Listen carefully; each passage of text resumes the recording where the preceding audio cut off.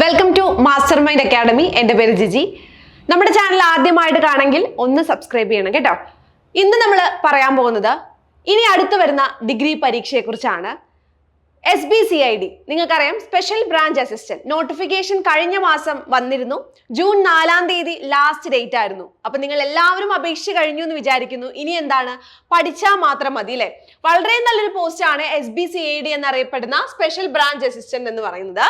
അപ്പോൾ ഇത് ഏത് ഡിപ്പാർട്ട്മെന്റിലേക്കാണ് നിങ്ങൾ ഹയർ ചെയ്യുന്നതെന്ന് ചോദിച്ചു കഴിഞ്ഞാൽ നമ്മുടെ കേരള പോലീസ് സർവീസിലേക്കാണ്. കേരള പോലീസിലേക്കാണ് നിങ്ങൾ ജോലിക്കായിട്ട് പോകേണ്ട ഡിപ്പാർട്ട്മെന്റ് എന്ന് പറയുന്നത്. അപ്പൊ ഈ പോസ്റ്റിന്റെ പേരെന്തായിരുന്നു? SBCID അല്ലെങ്കിൽ സ്പെഷ്യൽ ബ്രാഞ്ച് അസിസ്റ്റന്റ് എന്നാണ് പേര്. ഇനി എത്രയാണ് ഇതിന്റെ സാലറി വരുന്നത്?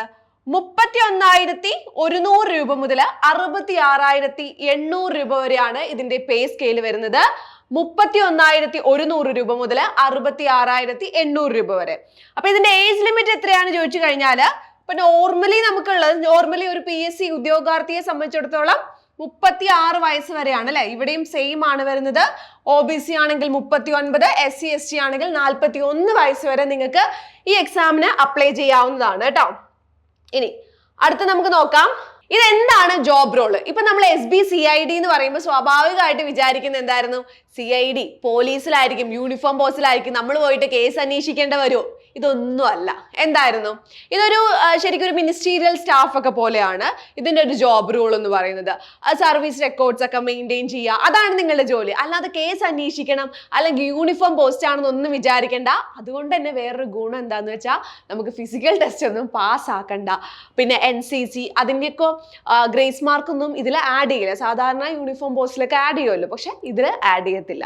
ഓക്കെ, ഇനി അടുത്ത നമ്മൾ നോക്കുവാണെങ്കിൽ ഇതിന്റെ ലാസ്റ്റ് റാങ്ക് ലിസ്റ്റിന്റെ കാലാവധിയാണ് നമ്മൾ നോക്കാൻ പോകുന്നത്. 2000 ലാസ്റ്റ് റാങ്ക് ലിസ്റ്റിന്റെ കാലാവധി ഏത് വരെയാണ് നമുക്ക് നോക്കാം. നമുക്കറിയാം 2023 ജൂൺ 3-ാം തീയതിയാണ് ഇതിന്റെ റാങ്ക് ലിസ്റ്റ് ലാസ്റ്റ് വന്നത്. അത് കഴിഞ്ഞിട്ട് എന്തായിരുന്നു? 2026 ജൂൺ 2-ാം തീയതി വരെയാണ് ഇതിന്റെ റാങ്ക് ലിസ്റ്റിന്റെ കാലാവധി വരുന്നത്. ഓക്കെ, ഇനി ഇതിന്റെ ലാസ്റ്റ് റാങ്ക് ലിസ്റ്റിന്റെ ഡീറ്റെയിൽസ് നോക്കാം. ഇതിന്റെ റാങ്ക് ലിസ്റ്റ്, അവസാനത്തെ റാങ്ക് ലിസ്റ്റ് വരുന്നത് 2023 ജൂൺ 3-ാം തീയതിയാണ്. 2023 ജൂൺ 3-ാം തീയതിയാണ്. റാങ്ക് ലിസ്റ്റിന്റെ കാലാവധി അവസാനിക്കുന്നത് 2026 ജൂൺ 2-ാം തീയതിയാണ്. അതായത് ഇപ്പൊ നമുക്കറിയാം 2025 ജൂൺ ആണ്. ഇനി റാങ്ക് ലിസ്റ്റിന്റെ കാലാവധി അവസാനിക്കാൻ 1 വർഷം മാത്രമാണ് ബാക്കിയുള്ളത്. അപ്പൊ നമ്മളുടെ PSCയുടെ പ്രത്യേകത അറിയാം, റാങ്ക് ലിസ്റ്റ് അവസാനിക്കുന്നതിന്റെ തൊട്ട് മുമ്പെങ്കിലും അടുത്ത റാങ്ക് ലിസ്റ്റ് സെറ്റ് ആയിരിക്കണം. അതായത് ഇനി പുതിയ റാങ്ക് ലിസ്റ്റിലേക്ക് സെറ്റ് ആക്കാനുള്ള ആ ഒരു സമയം എന്ന് പറയുന്നത് 1 വർഷമാണ്. 1 വർഷത്തിനുള്ളിൽ എക്സാം നടത്തണം. ഇനി പ്രിലിംസ് ഉണ്ടെങ്കിൽ പ്രിലിംസ്, മെയിൻസ്, ഇന്റർവ്യൂ ഇതെല്ലാം കഴിഞ്ഞ് ഡോക്യുമെന്റ് വെരിഫിക്കേഷൻ ഒക്കെ കഴിഞ്ഞ് എന്തായിരുന്നു 1 വർഷത്തിനുള്ളിൽ റാങ്ക് ലിസ്റ്റ് പുറത്തിറക്കണം. അപ്പൊ അത്രയും സ്പീഡായിരിക്കും. അപ്പൊ പ്രിലിംസ് ഉണ്ടോന്ന് ഉറപ്പൊന്നുമില്ല. ഓക്കെ, പ്രിലിംസ് ഉണ്ടോന്ന് നമുക്ക് ഉറപ്പില്ല. കഴിഞ്ഞ പ്രാവശ്യം ഉണ്ടായിരുന്നു, ഇപ്രാവശ്യം നമുക്ക് അറിയില്ല. ഉണ്ടെങ്കിൽ നമുക്ക് അതുപോലെ പഠിക്കാം. എങ്ങനെയാണെങ്കിലും പ്രിലിംസിന്റെ സിലബസ് പഠിച്ചല്ലേ പറ്റുള്ളൂ. അപ്പോൾ ഇതിന്റെ റാങ്ക് ലിസ്റ്റ് ജൂണിൽ, അടുത്ത വർഷം ജൂണിൽ അവസാനിക്കുന്നു പറയുമ്പോൾ 1 വർഷമാണ് നമ്മുടെ കയ്യിൽ സമയമുള്ളത്. എത്രയും പെട്ടെന്ന് ജോലി എത്രയും നന്നായിട്ട് ആഗ്രഹിക്കുന്നവർക്ക് തീർച്ചയായും പഠിച്ചു തുടങ്ങാവുന്ന ഒരു പരീക്ഷയാണ്. നിങ്ങൾ പഠിച്ചു തുടങ്ങുന്നുണ്ടായിരുന്നു, നല്ല റാങ്കിന് വേണ്ടിയിട്ട് തന്നെ പഠിച്ചു തുടങ്ങാം. അപ്പോൾ ഇതുവരെയുള്ള അഡ്വൈസ് നമ്മൾ നോക്കിക്കഴിഞ്ഞാൽ ഏറ്റവും കൂടുതൽ NJD ടൈപ്പ് വേക്കൻസി ആണ് വരുന്നത്. എന്തായിരുന്നു? നോൺ ജോയിനിങ് ആണ് NJD എന്ന് പറയുമ്പോൾ. അതായത് ഇപ്പൊ ഡിഗ്രി പ്രിലിംസ് എഴുതി, ഇപ്പോൾ SBCID, സെക്രട്ടേറിയറ്റ് അസിസ്റ്റന്റ് അല്ലെങ്കിൽ വേറെ ഏതെങ്കിലും SI എല്ലാം കൂടി ഒരുമിച്ച് എഴുതിയെന്ന് വിചാരിക്കുക. അപ്പൊ ചിലപ്പോൾ SIക്ക് കിട്ടുന്നവര് ഇതിൽ ഈ ഒരു ജോലിയും കിട്ടിയിട്ടുണ്ടാവും, സെക്രട്ടേറിയറ്റ് അസിസ്റ്റന്റ് കിട്ടിയവർക്കും ഈ ഒരു ജോലി കിട്ടിയിട്ടുണ്ടാവും. അപ്പൊ കുറെ പേര് ഇവിടെ ജോയിൻ ചെയ്യാതെ പോകുന്നുണ്ട്. അപ്പൊ ആ ഒരു വേക്കൻസീസും എന്തായിരുന്നു ഇവിടെ എപ്പോഴും ഏറ്റവും കൂടുതൽ റിപ്പോർട്ട് ചെയ്യും. അപ്പൊ ഈ ഒരു NJD റിപ്പോർട്ട് ചെയ്തിരിക്കുന്ന 14 അത് ഫെബ്രുവരിയിലാണ്. നമ്മുടെ ഈ വർഷം ഫെബ്രുവരിയിലാണ് 14ഓളം വേക്കൻസി NJDയിൽ റിപ്പോർട്ട് ചെയ്തിരിക്കുന്നത്. അപ്പൊ ഇതുപോലുള്ള ഒത്തിരി വേക്കൻസീസും എവിടെ വരുന്നുണ്ട്? ഈ ഒരു പോസ്റ്റിലേക്ക് വരുന്നുണ്ട് എന്ന് മനസ്സിലാക്കുക കേട്ടോ. ഇതിന്റെ സിലബസ് ഏത് പഠിക്കണം, അതാണ് അടുത്തൊരു ക്വസ്റ്റ്യൻ എന്ന് പറയുന്നത്. സിലബസ് ഏത് പഠിക്കണം? അപ്പൊ ഇതിന് കോമൺ ഡിഗ്രി പ്രിലിമിനറി സിലബസ് നിങ്ങൾ പഠിക്കുക. അപ്പൊ നമുക്ക് എന്തായിരുന്നു, പ്രിലിംസ് എക്സാം ഉണ്ടോ എന്നൊരു ഡൗട്ട് ഉണ്ടാവും. നമുക്ക് ഇല്ല എന്ന് പറയാൻ പറ്റില്ല. എങ്ങനെ നമ്മൾ ഇല്ല എന്ന് പറയാ?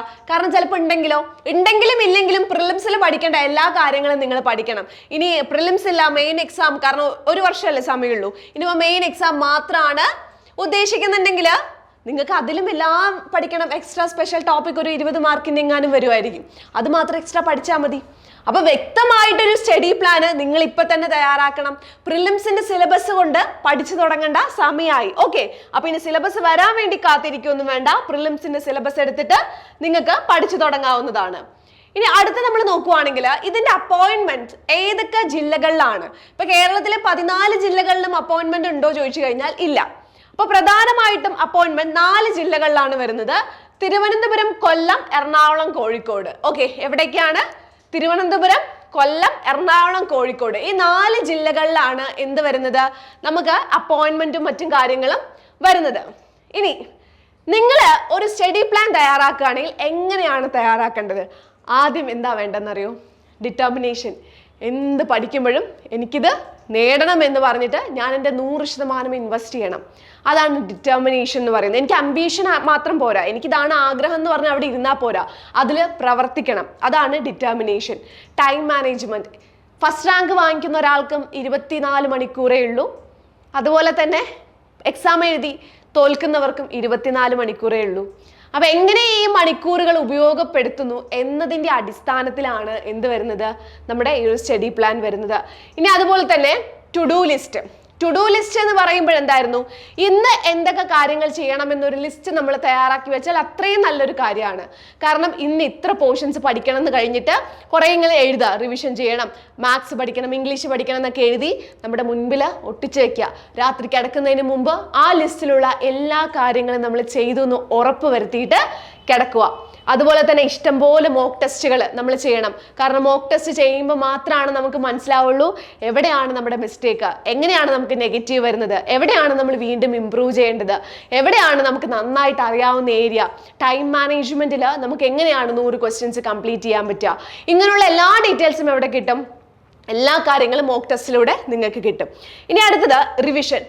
റിവിഷൻ ഇല്ലാതെ നിങ്ങൾ സിലബസ് കംപ്ലീറ്റ് ആയി പഠിച്ചിട്ടും കാര്യമില്ല. അപ്പൊ ഏറ്റവും ഇമ്പോർട്ടൻ്റ് എന്ന് പറയുന്നത് റിവിഷൻ ആണ്.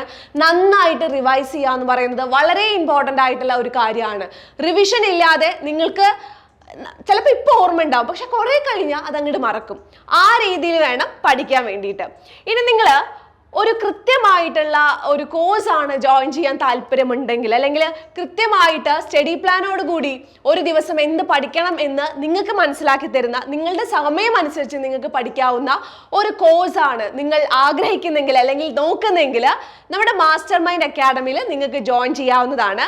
നമ്മുടെ കോഴ്സസിന്റെ ആ ഒരു ഫീച്ചേഴ്സ് പറയും. ഇപ്പൊ പ്രത്യേകിച്ച് നമുക്ക് ഒത്തിരി കോഴ്സസ് ഉണ്ട്. ഇപ്പൊ നമ്മൾ SBCID സ്റ്റാർട്ട് ചെയ്യാൻ പോവാണ്. ആ കോഴ്സിന്റെ പ്രത്യേകത നമ്മൾ പറയാം.